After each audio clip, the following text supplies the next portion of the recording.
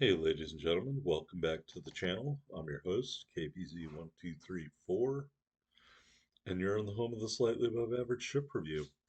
We are moving our way up the Japanese destroyer tech tree,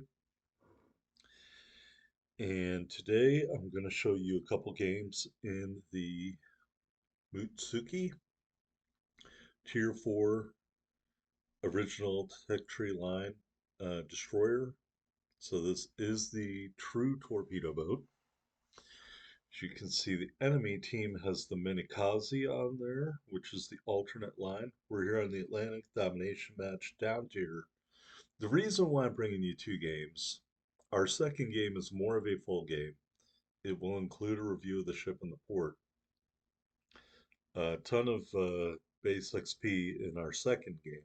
This game, not as much base XP, but I wanted to highlight the footage here because this is a down tier match with an aircraft carrier, and the other game didn't have any aircraft in it. So the Mutsuki has pretty good AA for a destroyer. I want to say in this build, our AA value is 30. We are using the AA mod in the mod slot 1 for this ship. And I think, especially right now with Hermes and the British CV line coming out, it's a good idea to run AA on ships that have good AA already. The base value AA is 25, but like I said, you can get that up to 30 if you put the AA mod on. Also, another thing to note in this gameplay, I'm using Nobusada Isano, which I guess is a really bad play on Insane or something like that. You should just call it Captain Insano. Everybody knows that guy. Anyway, he is our commander for this because I finally got him up to a level that would be acceptable. Um, his base trait offers a minuscule speed boost and a minuscule incoming fire dispersion. So I'm not saying he's the best commander for the ship. I think Tanaka is if you have him at a higher level, but I just wanted to see how it worked out. And so we're here in A, and I'm like, hey, there's somebody else in A. Well, one of my teammates decides to blunder in here with me. So there is the enemy destroyer Eagle. We are also spotted by those aircraft carrier torpedo planes. They launch, I move out of the way, and our AA kicks in. As you can see, we get our first airplane shot down as hiding behind this island. And I don't know if the planes are protected by the island, if they went around that way, and that's why we're not shooting more down. But just keep in mind that may be a possibility. All right, here he's going to launch at me again, and we do take one torpedo, but thankfully, even though it's a tier 5 aircraft carrier, they don't do a ton of damage. I mean, under 4,000 damage, I don't think that's a lot. So we do get an ACAP, and we do shoot down another airplane. And I'm just kind of chilling out here until we lose our spot, which we did. So now I feel comfortable to move out of this cap and head towards Charlie. And the reason why heading towards Charlie is twofold. Just one ship over there, a destroyer that is spotted, also two battleships over there. And when I say over there, I mean actually in the cap as opposed to shooting at these ships in the cap. So I feel comfortable going over there because I got some backup. Don't know where the Eagle went to, but we do launch some in the gap there, hoping they will see something. Now, look, these planes are going for somebody else, but we just got two more shot down right there. Also, and unfortunately, one of these two ships that were over here are now both dead, or one of them's dead. I don't know where the other one went. There he is. I was looking at the mini map. Anyway, our advantage turned into a disadvantage. So I'm torping at the smoke cloud. You can see there are torpedoes coming out of the smoke cloud. That blue team battleship did take one torpedo and manages to dodge one of the others. So he took a couple of torpedoes. However, he did get out of the way of my torpedoes, and that is very good. Although I don't have a lot of confidence they're going to actually hit anything at this point. As you can see, Graf Spee, we are going to see that he is turning and not launch anything. And watch him continue his turn. And I want to say right around here, we're going to pre-launch, hoping that he'll sail into them. Yep, we sure do. More torpedoes headed that way. Here's a Mahan. We are spotted by the Mahan, which is not ideal at all. And he is maneuvering of some sort. The other battleship that was over here, Arpeggio, whatever, an Arpeggio ship. Yeah, don't know a lot about those, so we'll just call that a day.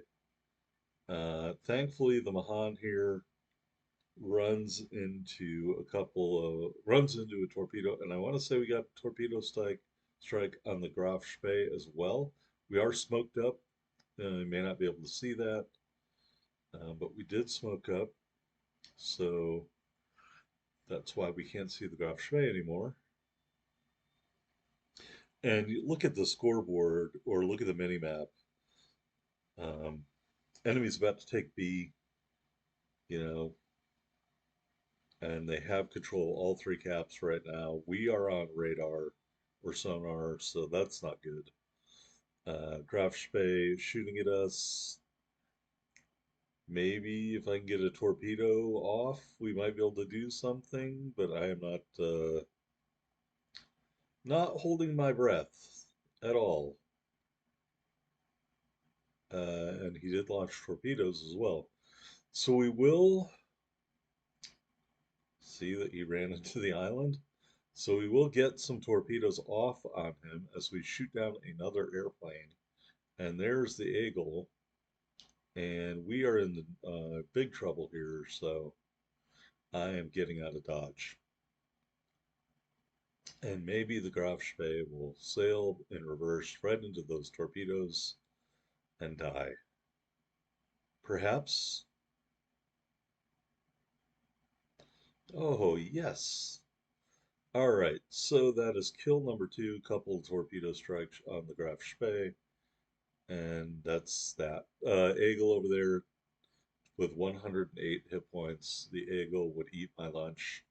No thanks, so we are just leaving. Um, in terms of the differences between the Mutsuki and the Minakaze, the biggest one is in the torpedo range. I believe the Mutsuki has 10-kilometer torpedo range, and the Minakaze only has 6 kilometers. But it doesn't have necessarily any better guns either. So the Minakaze is really kind of a really crappy ship. Uh, whereas the Mutsuki, um, even though we haven't done a ton of damage, with 10-kilometer torpedo range and they're Japanese torpedoes, you can probably pile up a significant amount of damage if you aren't spotted. If we were top tier in this game, it might be a different story. Unfortunately, our second replay, we're also down tier in that match as well. So there won't be a game where I'm dominating, getting Krakens, but I believe Krakens are certainly very possible in this destroyer if you play it properly. And you get the opportunities to get the Kraken as well. I mean? Some matches you just don't have the opportunity. So here I'm tempting fate. There's the Eagle. You know, get one set of torpedoes off before he kills me with one shot. But that's all I needed to do. Dev Strike, kill number three. It is just a flesh wound, so that is going to be the end of this footage. We will clip immediately into our second match. Here we are. And we are shooting at a Gata. Again, probably not a great idea. We are in a smoke screen. We were about to cap Charlie here. We're launching torpedoes, we're shooting. See what happens with the Gata here. And we're going to torp again to where we think he might go.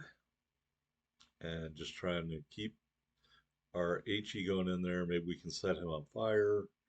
Looks like he is stopping. So, and then he sonared us. So now we really have to kill him. Uh, and I think right there is the coot. No, all right, maybe not. We burned him down anyway. All right, so that was our first kill of the game. Unfortunately, we took little damage, so we are going to have to wait to cap out Charlie. So this gameplay, um, another domination match. It is my highest base XP game that I remember in the Mutsuki. And really, it's just about playing what you can get with this footage. And I really think that that's important, especially when you're down to playing what you can get. So here we are trying to gauge the movement of this Normandy, see if he's advancing or backing up so I can torpedo around this island. And there's at least three enemy ships around here, so this is not necessarily a safe gameplay per se. If you are worried about these other ships coming in, um, I want to say there's a Warspite B over there and something else. As you can see on the minimap, you just have to be comfortable with these destroyers and operating within your torpedo stealth window or bubble or whatever you want to call it. As you can see there, enemy cruiser 8 kilometers away, don't have to worry about that. Normandy 6 kilometers away. As you can see, our concealment is 4.5. So they were closer than they appeared. So we did double launch at the Normandy, hoping to catch him broadside with some of these really strong IJ torpedoes. All right, and we're just milling around in the Charlie Cap because that's where a lot of the targets are. Those torpedoes look pretty good. We get 3 torpedo strikes on the Normandy. And I think we catch them with the fourth one. Devastating strike, killed number 1. All right, Omaha here. Um, Not something I deem worthy of shooting at. We hit our engine boost because I'm intending to go into Bravo as the Omaha is removed from the game. So again, I talk about this all the time. Domination match, destroyer, your job, kill other destroyers. Check. Targets of opportunity, check. And capture cap circles, check. And we're on our way to capture Bravo. All right. And this, quite frankly, is how this match is won. Not to issue a spoiler alert on myself, but we won this match because we kept capturing these capture circles. New Mexico at a range there, don't see any other targets around here. Enemy still has a couple of destroyers on the board, so we'll just have to keep an eye on that. But these cap circles are relatively close together in a straight line. So we move into Bravo and we're capturing Bravo. Pardon me. Looking ahead at this Texas, he is out of range. Now he's in range. So clearly I must have misstated the torpedoes having a 10-kilometer range earlier. I apologize for that. Clearly they are not 10-kilometer range torpedoes. A couple of the other destroyers are over here. The Texas is burning or bleeding out. So he's probably going to be dead. Uh, all the ships that we left behind at the Charlie Cap, they're not pushing Charlie.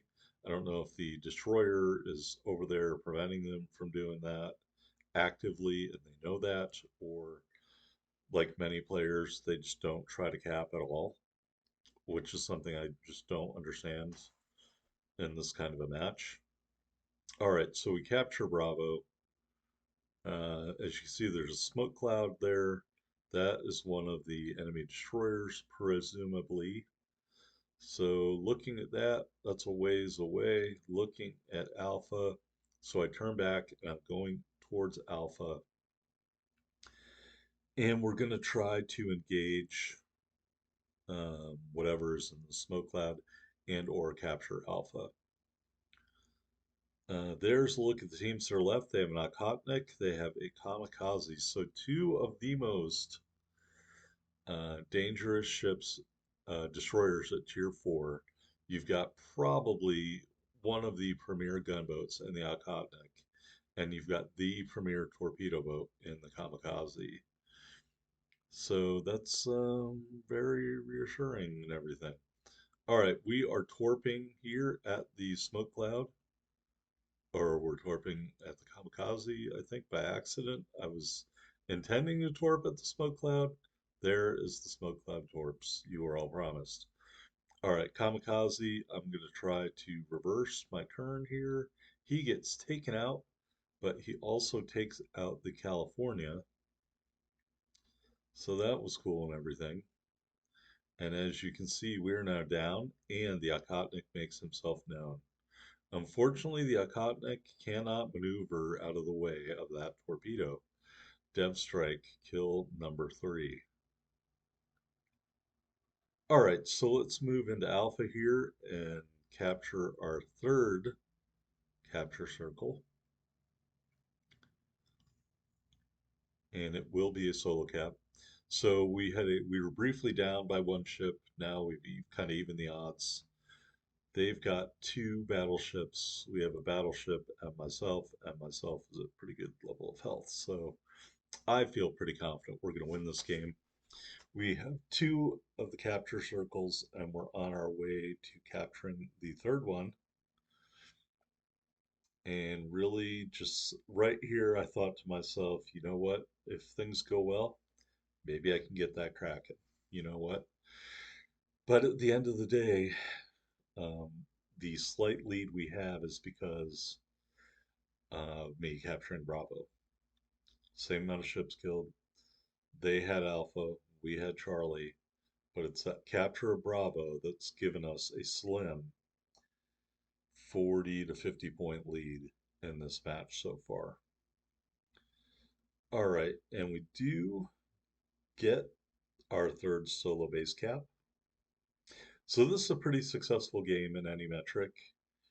3 kills, 3 solo base caps for a destroyer down tier. I would say you are going to end up with a good score at the end of the match with that kind of result. All right, so the enemy finally moved into Charlie, and that's cool. And we're just headed that way to try and light them up for this battleship behind us. And really, at this point in the match, that's your job. If nothing changes, as long as we hold Bravo and Alpha, we would win this match. New Mexico, very, very far away. First, I'm like, yeah, let me head that way a little bit and see if I can get torps out on them.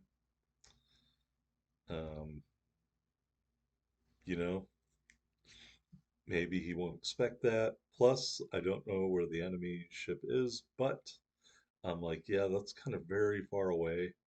He's going away from the objective right there, and just don't want to get drawn out from that because the other ship could just go straight to Bravo like I would have, like I did earlier in this match. So we're kind of going around the island here to kind of get a glimpse of the Warspite. All right, so the Warspite, he's in range, but this island is in the way. So we're going to have to go forward to get around the island. And we're going to torp into this gap. And at the time, I thought, this is kind of like fish in a barrel here. Is this guy, surely he can't think going through this little gap is a good idea. We do one ahead, we do one on the indicator. The New Mexico's gotten a little bit closer, so I'm going to maneuver away from the worst fight um, to keep him about a kilometer away from me. But at this point, I'm thinking the Warspite is going to sail right into those torpedoes, but he is actually going faster than I thought he was. And so my entire torpedo salvo totally misses. So as you can see, he's moving back out of my torpedo range by going straight. Don't know what the New Mexico is doing, but the New Mexico, in my opinion, left this guy out to dry. If they had stuck together, they would have been a lot harder to beat because they would have been doing will to rebuild on each other. And I have no idea what the New Mexico player was thinking. Warspite unlocks that high caliber, and we are going to torp again at him. And I do this modified spread, trying to cast a wide of a net as possible. I don't know if he knew I was where I was at, but I think maybe I should have waited here to go into Charlie because he is going to dodge most of these, or if not all of them as well. The Queen Elizabeth did unlock the high caliber. As you can see, maybe I led him a little too much. And I don't know how he got around the second set, but he surely did. I think he slowed down. So that was really disappointing because I thought I could knock him off and then maybe go try to round up that New Mexico, but clearly that's not going to happen.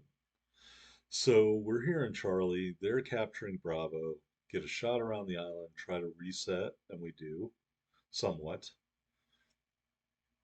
And we are about to capture Charlie. As the clock clicks down, there is our fourth solo base cap. And essentially, ladies and gents, this is how you win down tier in a destroyer. You know, you do what you can do, you take what you can take, you get what you can get, and most importantly, you don't forget the objective and go sailing up to the top of the match like that enemy battleship did. If he hadn't done that, they probably could have won this game. Um, but what was once a small 50-point advantage is now, what, 150 points, 180 points, something like that. Here we are on the victory screen, 56,000 damage, 5 torpedo strikes, 3 kills, 4 solo base caps, and 2 devastating strikes. We ended up with 253,000 silver, 4523 ship XP and commander XP. There we are at the top of the board, 3015 base XP. So I've had other matches where I had way better ship XP and commander XP, but capturing those capture circles really got it done. Good game by the Queen Elizabeth, who presumably stopped smoking blunts all day in order to help me out here. Really good job by him. But any 3000 plus base XP game, in my opinion, is an excellent game. So that's what we got here. And here in the upgrades and the port, we are using that AA mod, although we did not shoot anyone down, which is disappointing to me. But this is a low tier ship with good AA, so I recommend it. As you can see, it is a fully upgraded ship. All right, 2 charges of the smoke generator, 2 charges of the engine boost. Got that common battle booster for speed, the Type 1 temporary camo, and the early adopter flag. 10,170 hit points with our build. Got those 2 120 millimeter guns, 9.6 kilometer firing range, reload 5.5 seconds, 18-second turn time. HE shells do 1,700 damage with a 7% fire chance. AP shells do 2,000 damage. Torpedo launchers, 2 triple tube launchers, reload every 64.2 seconds, do 15,294 damage, 8-kilometer range at 67 knots, and the detectability is 1,600 meters. As we discussed, AA defense value of 30 with the AA mod. Your main battery is dual purpose. and does count as AA. Maneuverability 40.9 knots, so rather fast. 550-meter turning circle and an incredible 2.1-second rudder shift time. Detectability 4.5 on the surface, 2.5 from the air, 2 even when firing in smoke. Here's a quick look at the commander. Hope you enjoyed it. Hit that like button.